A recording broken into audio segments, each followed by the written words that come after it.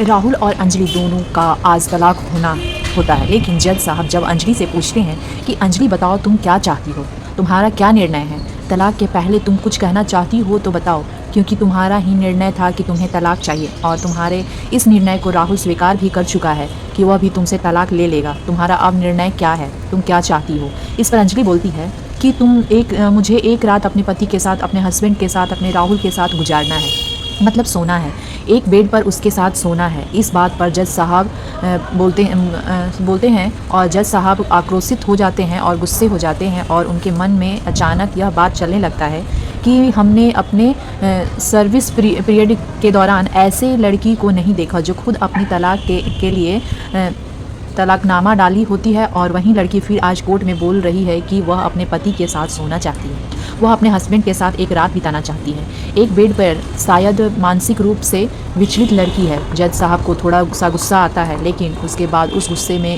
में जज साहब ने उस लड़की के साथ जो किया, इस बात को सुनने के बाद आपकी अंतरात्मा कहीं ना कहीं कांप जाएगी, आपका रोम रोम सिहर जाएगा। बाकी आखिर वह लड़की क्या चाहती थी? आखिर वह क्यों चाहती थी कि हम अपने पति के साथ एक रात गुजारें, अपने पति के साथ एक बेड पे ही एक ही साथ सोए, जबकि उसको कल होकर तलाक लेना ही होता है? आखिर वह ऐसा क्यों चाहती है? जज साहब ने यह सारी बात मैं आपके आगे वीडियो में बताऊंगी। यकीन मानिए, जब इस पूरे वीडियो को आप देखेंगे ना, तो आपके अंतरात्मा सिहर जाएगी और आप यह सोचने पर मजबूर हो जाएंगे कि क्या ऐसा भी हो सकता है। जी हाँ, यह कहानी उत्तर प्रदेश के अलीगढ़ के अकबरपुर गाँव का है। राहुल और अंजलि का आज तलाक होना है और दोनों अपने परिजनों के साथ जज साहब के सामने आकर आज प्रस्तुत होते हैं, जिसमें जज साहब जब पूछते हैं बारी बारी से, पहले तो राहुल से पूछते हैं कि राहुल अब बताओ कि तुम्हें तलाक से कोई दिक्कत तो नहीं, तुम तलाक देना चाहते हो या नहीं? इस पर वह सहमति से सर हिलाता है और कहता है, बिल्कुल जज साहब, मुझे तलाक चाहिए ही चाहिए। हर पल मैं अंजलि से तलाक चाहता हूँ, मुझे अंजलि के साथ नहीं रहना। जब बात अंजलि की आती है तो अंजलि से पूछा जाता है कि अंजलि आपको क्या करना है, अंजलि आपको इस तलाक से तो कोई दिक्कत तो नहीं है? तो अंजलि बोलती है कि तलाक तो मैं भी दे दूँगी, मैं भी चाहती हूँ राहुल से अलग होना, लेकिन अलग होने से पहले मैं एक रात अपने पति के साथ, अपने राहुल के साथ बिताना चाहती हूँ।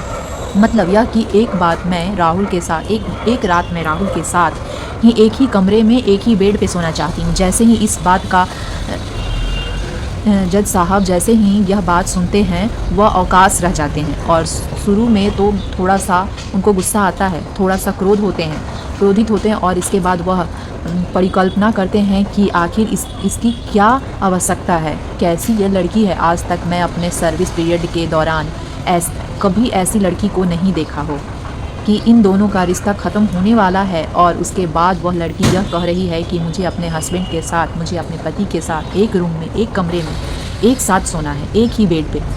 एक बड़ा सवालिया निशान है और जज साहब काफ़ी देर सोच में पड़ जाते हैं कि आखिर ये क्या है। जाए थोड़ा देर सोचने के बाद आखिर पति पत्नी ही तो है, आखिर उनमें अगर हम सहमति दे भी देते हैं, अभी ऑफिशियली तो लोग अलग नहीं हुए हैं, अब तक तो पति पत्नी ही हैं, तो चलो मैं सहमति दे देता हूँ, जज साहब बोलते हैं। क्योंकि जज साहब नहीं चाहते थे कि इन दोनों का रिश्ता खराब हो, दोनों एक दूसरे से अलग हो, तो जज साहब भी चाहते थे कि कहीं ना कहीं दोनों एक साथ आ जाएं रिश्ते में। इस वजह से वह सहमति दे देते हैं राहुल को साथ रहने के लिए। अंजलि को इस बात पर, जो अंजलि के घर वाले होते हैं, वो थोड़ी सी नाराज़गी भी जताते हैं और अंजलि को काफ़ी भला बुरा बोलते भी हैं कि अंजलि तुम ये क्या कर रही हो, सबके सामने ऐसा तुम प्रस्ताव रख रही हो। इस बात पर अंजलि कुछ नहीं बोलती है। फिर जज साहब वहाँ पर उसके परिजनों को डांटते हैं और बोलते हैं, कोई बात नहीं, ये अपने हस्बैंड के साथ ही तो रहना चाहती है और अभी ऑफिशियली इन दोनों का तलाक हुआ नहीं है, ऑफिशियली यह लोग हस्बैंड वाइफ अभी भी हैं। तो इस नाते अगर वह यह बोल भी रही है तो मुझे अपने हस्बैंड के साथ, मुझे अपने राहुल के साथ सोना है और एक बेड पे एक कमरे में रहना है, इसमें कौन सी दिक्कत है? तो कोई दिक्कत नहीं है। जज साहब इस बात की सहमति दोनों को दे देते हैं और कोर्ट का टाइमिंग ख़त्म हो जाता है। दोनों परिजन बाहर निकलते हैं। इस बीच अंजलि राहुल के पास पहुंचती है। जैसे ही वह पहुंचती है, राहुल उसको बोलता है कि अंजलि, जब अब हमें अलग होना है तो तुम्हारा रास्ता आज से अलग है, कल से अलग है, मेरा रास्ता अलग हो जाएगा। वैसे कंडीशन में तुम्हारा यह प्रस्ताव कि तुम हमारे साथ एक रात बिताना चाहते हो कमरे में, यह थोड़ा मजरा मुझे कुछ समझ नहीं आया। इस बात पर अंजलि बोलती है, ज़्यादा उड़ो मत, अभी भी ऑफिशियली तुम हमारे पति हो और पत्नी होने के नाते मेरा पूर्ण अधिकार है कि मैं तुम्हारे साथ सोऊं, मैं तुम्हारे साथ रहूं। जब मैं तुम्हारी पत्नी हूं तो मेरा अधिकार है कि मैं तुम्हें क्या करना है और वो मैं करूंगी। क्योंकि जज साहब का ये आदेश था, राहुल भी जान रहा था कि चलो आज भर का ही बात है, तो कल के बाद फिर हम दोनों अलग अलग हो ही जाएंगे। अंजलि अपने रास्ते जाएगी, हम अपने रास्ते जाएंगे। इस बात को लेके राहुल भी बोलता है, चलो ठीक है, मैं तैयार हो रहा हूँ इस चीज़ के लिए। अंजलि इसके पहले बोलती है कि ना, कंडीशन मेरा है और साथ रहने का एक कंडीशन है कि वह कंडीशन यह है कि ना तो वह रात मैं तुम्हारे घर में गुजारूंगी और ना तो मैं अपने घर पर तुम्हें रखने बुलाऊंगी अब अपनी रात, और ना मैं राहुल ससुराल जाऊंगी। जो कल का रात होगा हम दोनों का, जो कल का रात होगा वह एक होटल में बीतेगा, और होटल कौन सा होगा, क्या होगा, इस बात का डिसीजन हम करेंगे और हम तुमको कॉल करके बता देंगे कि कब तुम्हें आना है। राहुल बोला, ठीक है, जैसे तुम्हारी मर्जी। इसके बाद राहुल भी अपने परिजनों के साथ अपने घर चले जाता है। इधर अंजलि भी अपने परिजनों के साथ अपने घर चली आती है। कॉल आता है अंजलि का और वो बोलती है कि 7 बजे इस होटल में तुम पहुंच जाना। होटल का एड्रेस भेजती हूँ और लोकेशन भेजती हूँ, और उसके बाद बोलती है 7 बजे तुम्हें इस होटल में आना अनिवार्य है, समय पे निर्धारित होटल में। जो समय बता रही हूँ उसी पर निर्धारित समय पे तुम्हें आना होगा होटल में। जो कि अंजलि बता रही है कि उस होटल पे जब राहुल पहुँचता है, होटल के उस कमरे में जाता है जिसमें अंजलि रुकी हुई होती है, तो कमरा तो खुला होता है, लेकिन उस कमरे में यह बात देख के वह अक्का बक्का रह जाता है कि उस कमरे में तो अंजलि थी ही नहीं, पर या फिर अंजलि अपने घर वालों के साथ मेरे खिलाफ कोई साजिश तो नहीं रच रही है। तमाम तरह के सवाल उसके मन में उठने लगते हैं और इन सवालों के जवाब के लिए उसके मन में उथल पुथल भी मचने लगती है। जैसे ही थोड़ी देर उस रूम में वह 5 से 10 मिनट बैठता है, उसके तुरंत बाद फिर अंजलि आती है, और ना सिर्फ आती है बल्कि एक दुल्हन के पोशाक में आती है, दुल्हन के नकाब में आती है, पूरी तरह से सज धज के लाल जोड़े में पहुंचती है। ऐसे उसको देख के ऐसा प्रतीत हो रहा था जैसे मानो कल ही उसकी शादी हुई हो।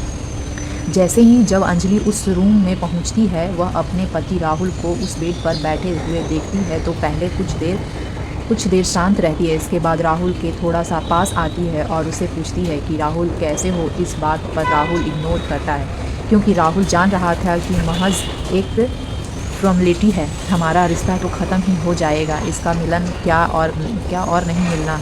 क्या राहुल भी इस बात को लेकर आश्चर्य हो चुका था कि वह हमारा रिश्ता कल के बाद ख़त्म हो जाएगा? तो राहुल इसका रिएक्शन कुछ नहीं दे रहा था। अंजलि को बहुत ज़्यादा खुश अंजलि तो बहुत ज़्यादा खुश थी। एक आम इंसान अंजलि को देख के कभी कह ही नहीं सकता कि उस समय की राहुल और अंजलि के बीच कोई खटपट हुआ होगा या फिर इतना भी ज़्यादा स्थिति भयानक हो गई होगी। इन दोनों के बीच यह मामला कहीं ना कहीं तलाक तक जाकर पहुंच गया। एक आम इंसान इस बात को देखकर कभी इस बात को एक्सेप्ट ही नहीं कर सकता।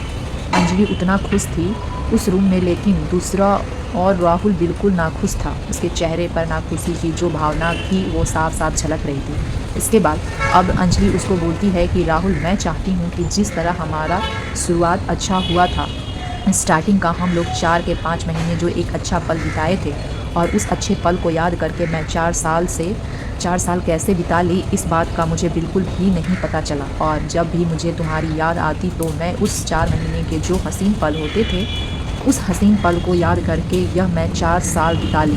मैं चाहती हूँ कि हम लोगों का खुद दुख अंत ना हो।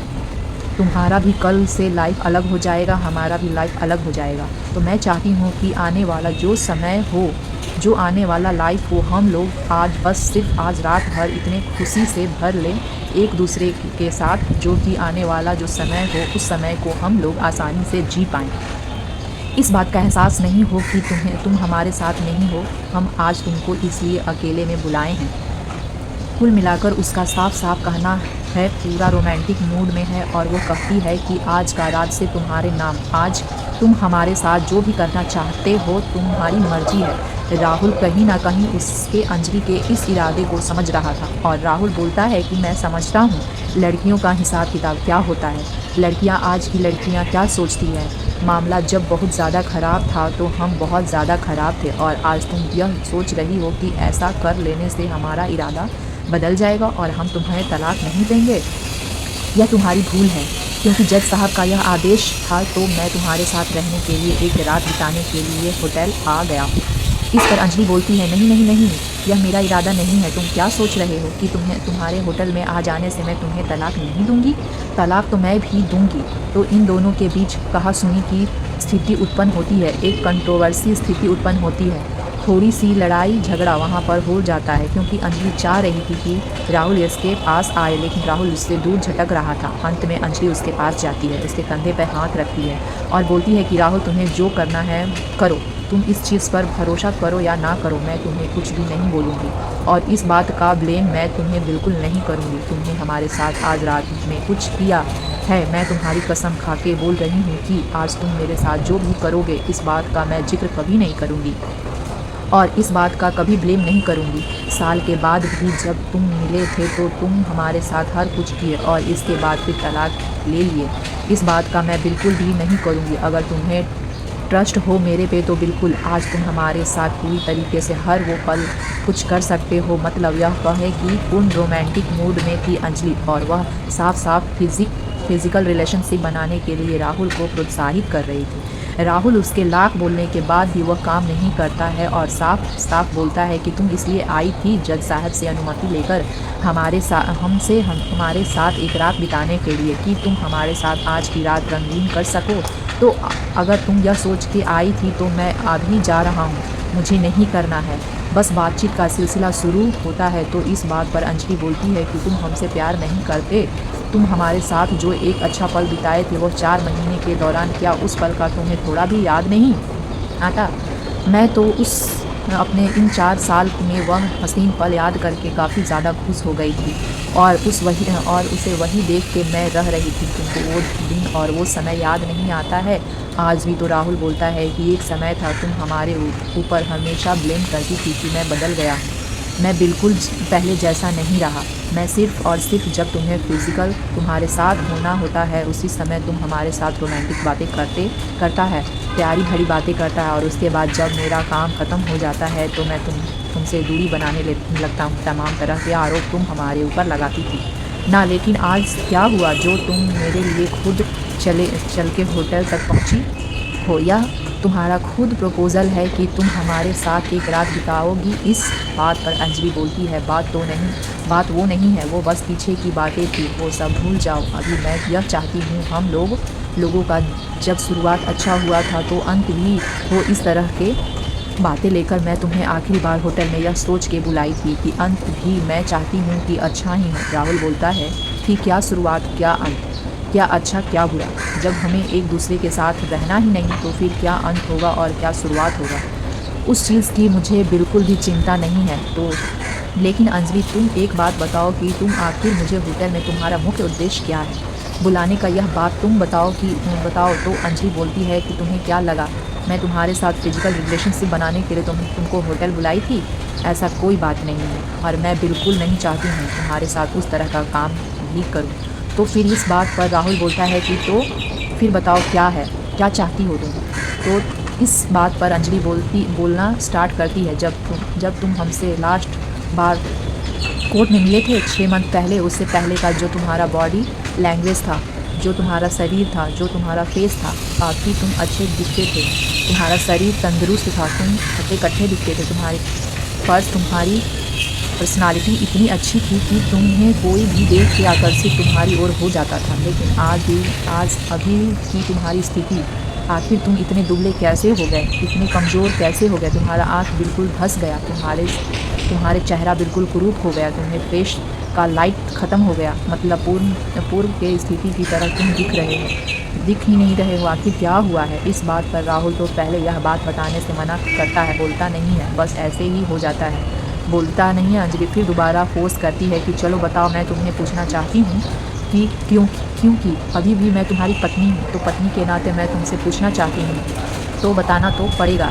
इस पर राहुल बोलना प्रारंभ करता है कि देखो, जब तुम चली गई मुझे छोड़ के तो जो परिवार के सदस्य भी तमाम तरह की बातें हमें बोलने लगे। समाज में भी हमारी किड़किड़ाने लगे होने लगे। हमारे जो साथी थे वे भी इस तरह की बातें करने लगे। कोई बोलने लगा कि तुम एक औरत को नहीं रख पाए, तुम क्या कर पाओगे।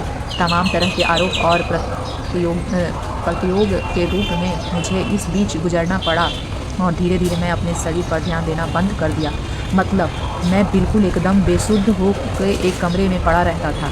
इस बीच अचानक से एक दिन हमारे पेट में दर्द होता है और पेट में दर्द इतना कि मैं बेहोश बर्दाश्त नहीं कर पाया। उसके बाद जब मैं डॉक्टर के यहाँ गया, डॉक्टर के यहाँ मैं जाकर एडमिट हो गया। डॉक्टर उस समय मेरा चेकअप की और चेकअप करने के बाद डॉक्टर ने साफ साफ कहा कि राहुल जी आपको ब्लड कैंसर है। हाँ, ब्लड कैंसर। तो मैं थोड़ा सा अवाक रह गया कि आखिर मुझे ब्लड कैंसर कैसे हो सकता है। तो इस बात पर डॉक्टर कहते हैं कि कहीं ना कहीं आपकी लापरवाही की वजह से यह सारा कुछ हुआ है। अब इसका ब्लड कैंसर एक ऐसी बीमारी है जो कि लाइलाज बीमारी है। ब्लड कैंसर को लेकर थोड़ा सा अगर आदमी ध्यान दे अपने शरीर पर तो थोड़ा उसका जो समय पीरियड है उसके लाइफ का थोड़ा बढ़ ज़रूर सकता है, लेकिन पूरी तरह से नहीं बढ़ सकता। जो एक तरह से एक सहज इंसान जी सकता है, इस तरह से एक ब्लड कैंसर के पीड़ित इंसान नहीं जी सकता। और हो सकता है कि आने वाले 6 महीने में हमारी लाइफ का एंड हो जाए। यह सब सोच के जब हमारी लाइफ ही नहीं रहेगी आने वाले 6 महीने में, तो मैं बिल्कुल मेरा कहानी ख़त्म हो जाएगा और मैं जब मर जाऊंगा उसके बाद फिर तुम्हारा क्या होगा, तुम कहाँ रहोगी। इन तमाम तरह के बातें का जवाब मुझे चाहिए था और मैंने अपनी अंतरात्मा से पूछा। तो हमारी अंतरात्मा ने एक बात का जवाब दिया कि जब तुम ही नहीं रहोगे तो तुम्हारी पत्नी का क्या, तुम्हारे बच्चे का क्या, तुम्हारी लाइफ का क्या। अंत मैंने निर्णय लिया कि मैं भी तलाक दे दूँगा। हालांकि स्टार्टिंग में शुरुआत में हमारी ऐसी कोई मनोदशा नहीं थी कि मैं तुम्हें तलाक दूँ, लेकिन जब इस स्थिति में मैं गुजर रहा तो मैं तलाक दे दूँगा। इस निर्णय पर मैं पहुँच गया क्योंकि मैं नहीं चाहता कि हमारी पत्नी बनकर, हमारी विधवा बनकर तुम आने वाले समय में रहो और तुम ऐसे लाइफ को स्ट्रगल करो आने वाले समय में जिसको लेकर तुम्हें तमाम तरह के आरोप और प्रतियोग एक निगेटिव दौर से गुजरना पड़े, तुम्हें समाज के नज़रों में गिरना पड़े। इस बात का ब्लेम भी होता। एक वाइफ के ज़िंदा रहने से हस्बैंड मर जाए तो निगेटिविटी अपने समाज में फैल जाती है। उस सब चीज़ों का असर तुम्हारे ब्रेन पर ना हो, इस बातों को ध्यान में रखते हुए मैंने निर्णय लिया कि तुम्हें मुझे भी तलाक लेना है। यह बात सुन के अंजलि अवाक रह गई और बोलने लगी कि इतनी बड़ी बात तुमने मुझसे बताया क्यों नहीं, और इतनी बड़ी बात तुमने आज तक हमसे छुपा के क्यों रखा। काश अगर तुम पहले इस बात को बता दिए होते तो शायद मैं तलाक का पेपर तुम्हारे पास भेजती ही नहीं। इस बात को लेके बहुत ज़्यादा सोच में अंजलि पड़ जाती है और रोने लगती है। लेकिन राहुल उसको समझाता है कि कोई बात नहीं अंजलि, तुम्हारा लाइफ कल से अलग है, मेरा लाइफ कल से अलग। मैं यह चाहता हूँ कि तुम मुझे तलाक दे दो, मैं भी तलाक दे रहा हूँ और आज के बाद तुमने लाइफ में स्वतंत्र हो सकती हो कि तुम्हारे घर वाले तुम्हारी दूसरी शादी करवा दे। तुम अपना एक अच्छा लाइफ आगे चलकर बिताओ। मैं क्यों तुम्हारे लाइफ में इंटरफेयर करूँ, क्योंकि मेरा लाइफ ही नहीं है। आने वाले समय में मेरे जीने का कोई मकसद ही नहीं है, क्योंकि मुझे पता है कि मुझे अभी कितना दिन जीना है। तो अंजलि बोलती है कि नहीं, मकसद मिल चुका है, करते करते सुबह हो गई। राहुल बोलता है कि सवेरा हो चुका है, अब मैं अपने घर चलना चाहता हूँ, तुम अपने घर चले जाओ। इस बात पर अंजलि ठीक है कहती है। अंजलि इस बात को सोचते हुए रहते हैं कि आखिर जिस पति के लिए, जिस हस्बैंड के लिए हम सप्ताह के एक दिन भूखे रहते हैं, वह इसलिए क्योंकि हमारी पति की लंबी आयु हो जाए। और आज जब हमारा हस्बैंड, आज हमारा राहुल इस दौर से गुजर रहा है जब उसको किसी के साथ की ज़रूरत है, उसको जीने का मकसद चाहिए। मैं उसके जीने का मकसद नहीं बन के उससे दूर जाना चाहती हूँ। अचानक अपने आप को कोसने लगती है। इसके बाद दोनों अपने अपने घर पहुंच जाते हैं। अगले दिन 10 बजे फिर दोनों को कोर्ट में जाना होता है। दोनों अपने परिवारों वालों के साथ कोर्ट में पहुंचते हैं और पहुंचने के बाद जज साहब जब पूछते हैं, फिर से कोर्ट लगता है। जब जज साहब पूछते हैं कि राहुल क्या इरादा है और जज साहब भी चाहते थे कि दोनों रिलेशनशिप में फिर से आएँ और रिलेशनशिप में फिर से आने के लिए ही दोनों का एक अच्छा लाइफ व्यतीत हो आने वाला समय में दोनों एक दूसरे से अलग ना हो। यह दोनों होने के लिए जज साहब ने 4 साल का टाइम दिया था।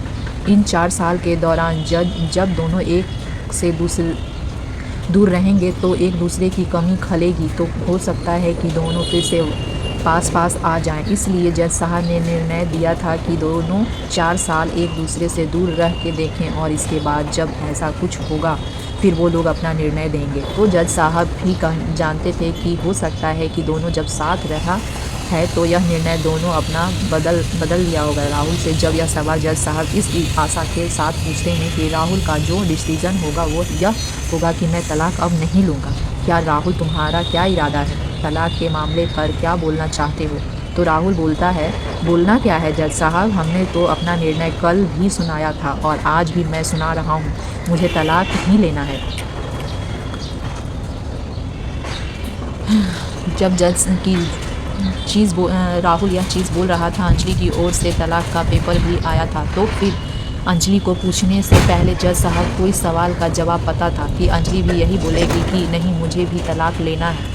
अंजलि से जैसे ही जज साहब पूछते हैं, अंजलि तुम्हारा क्या इरादा है, तुम क्या चाहती हो? जो अंजलि बोलती है ना, उस बात को सुनकर जज साहब अवाक रह जाते हैं। अंजलि बोलती है कि मुझे तलाक लेना ही नहीं है, मैं चाहती हूँ कि मैं अपने पति राहुल के साथ ही रहकर अंजलि का बात यह सुनना और उसके घर वालों का मानो सिट्टी बिट्टी गुम हो गया। यह सुन के कि उसकी बेटी कह रही है कि वह फिर से राहुल के साथ जाना चाहती है। इस बात पर जज साहब खुश हो जाते हैं, क्योंकि जज साहब को पता होता है कि निगेटिव बोली अंजलि की नहीं, मुझे तलाक लेना है ही नहीं। लेकिन अचानक से कल तक जो अंजलि बोल रही थी कि मुझे तलाक लेना ही है, आज वो कैसे मना कर रही है कि तलाक नहीं लेना। इस बात पर अंजलि आगे बात बोलना प्रारंभ करती है, क्योंकि जब इतने बुरे दौर से राहुल गुजर रहे हैं तो इसमें मेरा कोई हक नहीं है कि मैं उनको दुख में डाल के मैं इनसे ब्रेकअप करूँगी या मैं इनसे दूर हो जाऊँगी। इस बात पर जज साहब बोलते हैं कि आखिर क्या हुआ है राहुल को, तुम बताओ, क्यों ऐसा कोई भी पेपर राहुल की ओर से आया, राहुल के घर वाले की ओर से कोर्ट में सबमिट नहीं किया गया था, जिस पेपर से इस बात की पुष्टि हो जाए कि राहुल को ब्लड कैंसर हुआ है। इस वजह से जज भी इस बात से अनजान थे। फिर अंजलि अपनी बताना प्रारंभ करती है कि जज साहब, राहुल को ब्लड कैंसर है और ब्लड कैंसर का एक ऐसी बीमारी है जिससे इंसान इतना वो घिर जाता है ब्लड कैंसर से कि उसके जो लाइफ हैं वो बहुत ही कम हो जाता है। जज साहब, डॉक्टर ने राहुल को बताया है कि 6 से 7 महीने ही तुम जीवन में सरवाइव कर सकते हो, इसके बाद तुम्हारा कब आखिरी पल हो जाए इस बात की गारंटी मैं नहीं लेता हूँ। यह रहा डॉक्टर्स का रिपोर्ट। सारा रिपोर्ट जो कि होटल में वह राहुल से ले ली होती है, वह सारा रिपोर्ट सबमिट करती है, दिखाती है जज साहब को। जैसे ही अंजलि के दिए हुए डॉक्टर्स की उस रिपोर्ट को जज साहब देखे, जज साहब के पैरों तले मानो ज़मीन खिसक गई। जज साहब उस रिपोर्ट को देख के यह सोचने लगे कि कितने बड़े भयानक बीमारी से राहुल गुजर रहा है, और उसके बाद भी कोई भी एक दूसरी लड़की यहाँ पर होती तो खुशी से ब्रेकअप कर लेती, खुशी से तलाक ले लेती, वह उसको अपने रास्ते छोड़ देती और वह अपने रास्ते चली जाती। और उसके बाद भी अंजलि राहुल का होकर ही रहना चाहती है। तो वाकई अंजलि आम लड़कियों से बिल्कुल अलग है, और जज साहब उसके निर्णय का न सिर्फ सराहना करते हैं बल्कि उसके निर्णय को स्वीकार भी कर लेते हैं।